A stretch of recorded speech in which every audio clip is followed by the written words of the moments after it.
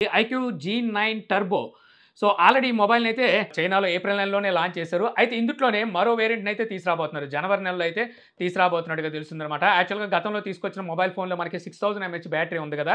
ఈసారి వీళ్ళు 6400 ఎంహెచ్ బ్యాటరీతో మళ్ళీ ఇదే మోడల్‌నైతే తీసుకురాబోతున్నట్టుగా న్యూస్ అయితే వస్తుంది. మరి ఇంత అర్జెంట్‌గా యాక్చువల్‌గా కొత్త సంవత్సరంలో వీళ్ళు ఈ మోడల్ ఎందుకు తీసుకొస్తున్నారో అర్థం కాలేదు. మేబీ నేను అనుకోవడం ఇప్పుడు నెక్స్ట్ ఇయర్ రాబోయే చాలా మోడల్స్‌లో మనకి పెద్ద బిగ్ బ్యాటరీ అయితే ఉండబోతుంది. 6500 M H battery, 7000 M H battery, 7500 M H battery ఇలాగైతే మోడల్స్ రాబోతున్నాయన్నమాట. బ్రాండ్స్ తీసుకొస్తున్నాయి. సో, అందువల్ల వీళ్ళు కూడా కొంచెం ముందుగా ఉండాలి. అంటే కొంచెం ఎక్కువ బ్యాటరీని ఇవ్వాలి అనుకున్నట్టున్నారు. 6000 బ్యాటరీ ఏమి తక్కువేం కాదు. కాకపోతే దానికన్నా ఇంకొంచెం ఎక్కువ బ్యాటరీని అయితే తీసుకొస్తున్నారు.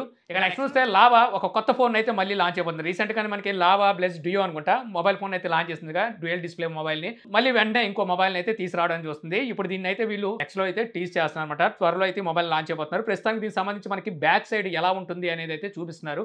డ్యూయల్ కెమెరా సెటప్ అయితే కనిపిస్తుంది. ఫ్లాట్ డిస్‌ప్లేతో రాబోతుంది.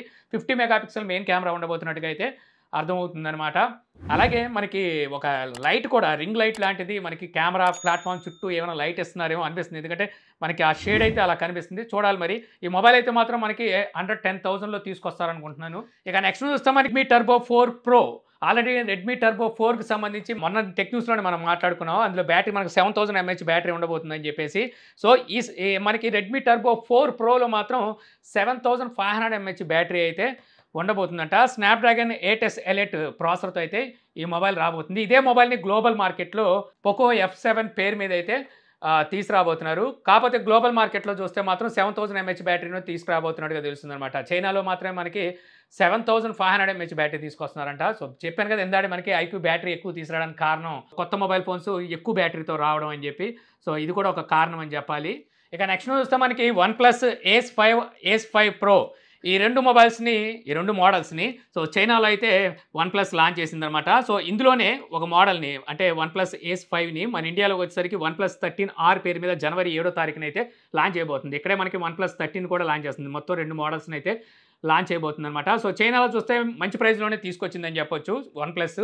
అంటే అక్కడ మనకి ఈ మొబైలు స్నాప్‌డ్రాగన్ 8 జనరేషన్ 3 ప్రాసెసర్‌తో వస్తుంది.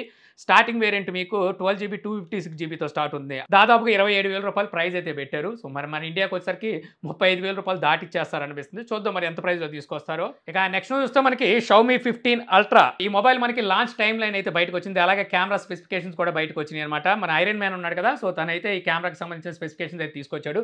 మొత్తం మనకి రేర్ సైడ్ క్వాడ్ కెమెరాస్ అయితే ఉంటాయి. 4 కెమెరాస్ ఉంటాయి. 3 కెమెరాలు 50 మెగా పిక్సెల్‌తో వస్తాయి. ఇందులో మనకి ప్రైమరీ సెన్సార్ సోనీ LYT900 వాడబోతున్నారంట. ఇక secondary camera ultra wide angle sensor ఉండబోతుంది. Third camera telephoto sensor 3x optical zoom support చేస్తుంది. ఫోర్త్ కెమెరా మనకి పెరిస్కోప్ 200 మెగా పిక్సెల్ అయితే వాడబోతున్నారు. ఇదే మనకి డ్యూయల్ మ్యాక్రో ఫోటోగ్రాఫిక్ కూడా యూజ్ అవుతుందన్నమాట.